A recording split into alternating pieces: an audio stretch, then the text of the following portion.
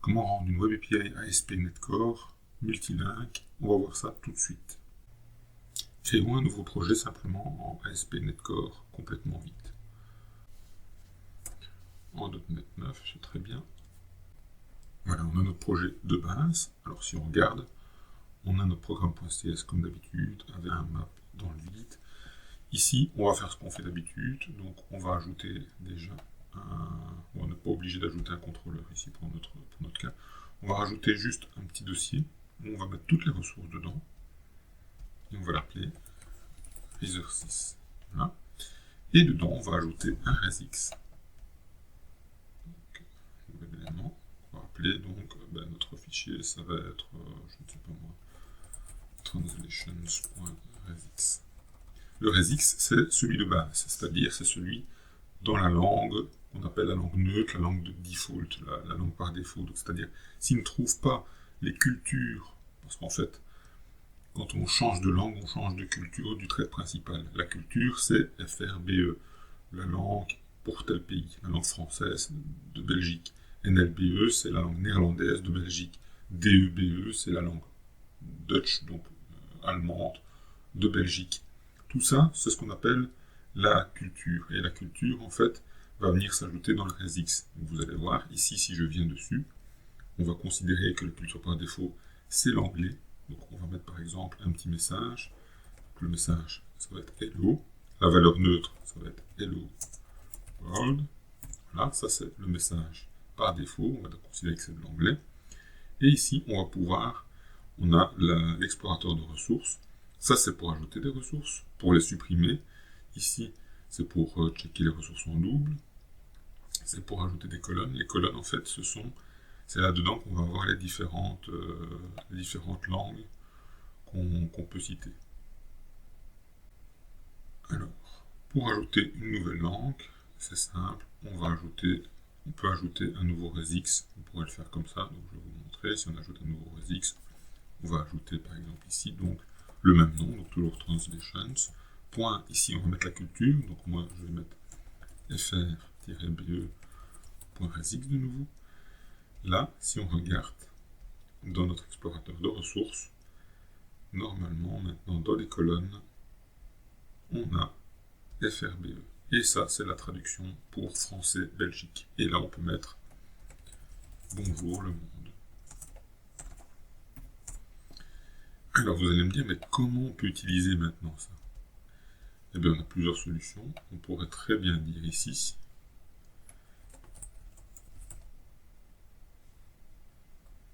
oui, pas oublier, c'est ici, dans vos traductions. Si vous regardez avec un clic droit, Access Modifier, par défaut, il n'y a pas de génération. Il faut le mettre en clic. Comme ça, vous allez pouvoir y accéder depuis l'extérieur. Ça va générer une classe qui va être utilisable depuis l'extérieur et donc depuis, par exemple, notre programme.cs. Maintenant, on voit bien qu'on a accès à Translations. Et donc, sur Translation, on a notre message Hello. Si je le lance tel quel, je l'ai bien en anglais Hello World. C'est la valeur par défaut. Alors, pourquoi je l'ai en anglais alors que mon PC, il est quasiment partout, je pense, en français?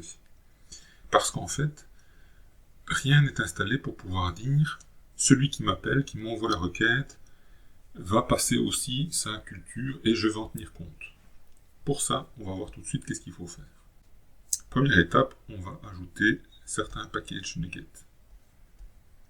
Si on va dans parcourir sur nuget.org, on va ajouter certaines extensions Microsoft. Là, Microsoft Extension Localization, on installe la dernière version. Et comme on en a ASP.NET Core, on va devoir installer aussi Microsoft ASP.NET Core Localisation. Ici, on installe pareil la dernière version stable.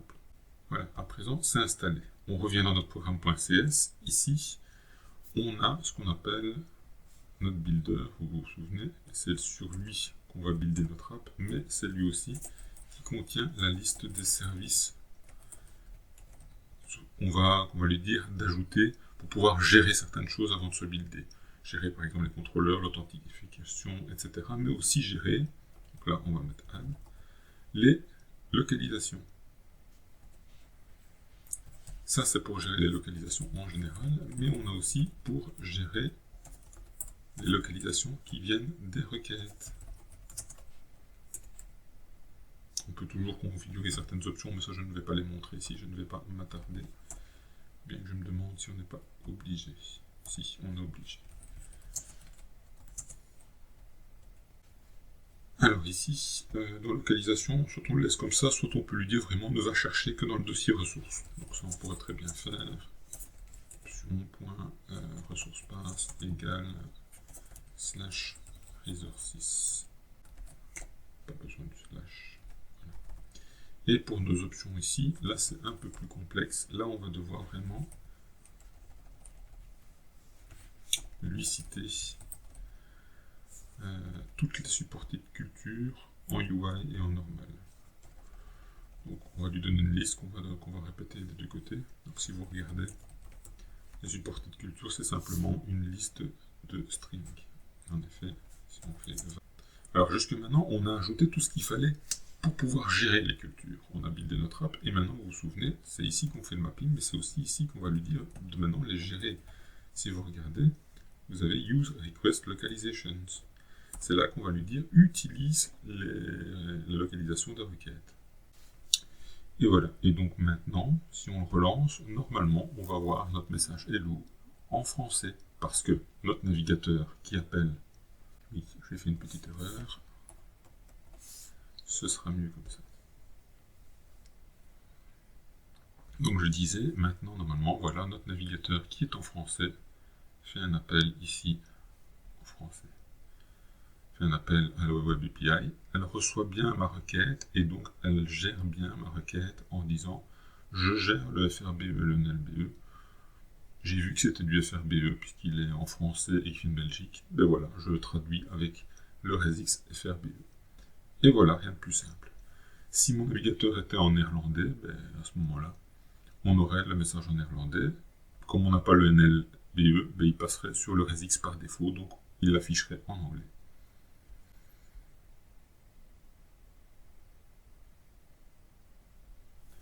Alors, ce qu'on peut faire aussi,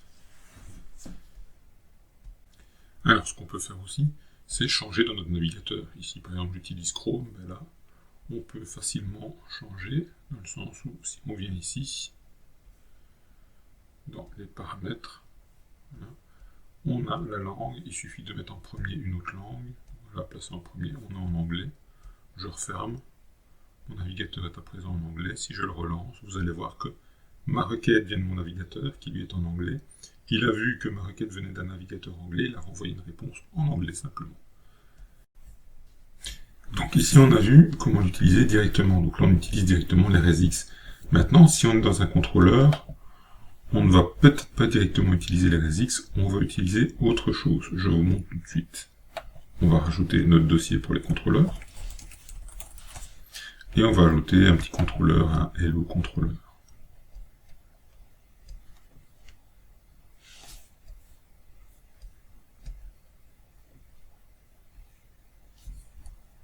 Home contrôleur, c'est très bien. C'est le contrôleur de base. Là. On va lui dire, comme d'habitude, que c'est un API contrôleur, puisqu'on est dans une API, et que la route, c'est simplement le nom de notre contrôleur, donc ce sera /home, simplement. Et ici, on sera sur du HTTP GET, voilà. Comme ça, on sait simplement qu'on va arriver sur le get ici, qui va nous renvoyer une chaîne de caractères. Ok, get. Et là, on pourrait très bien dire, je renvoie translations.hello. Si on fait ça, donc maintenant, je vais lui dire d'utiliser, sur mon builder, dans mes services, je vais lui dire d'utiliser les contrôleurs maintenant. Contrôleur. Voilà. Je ne mappe plus le get, mais je vais mapper plutôt les contrôleurs.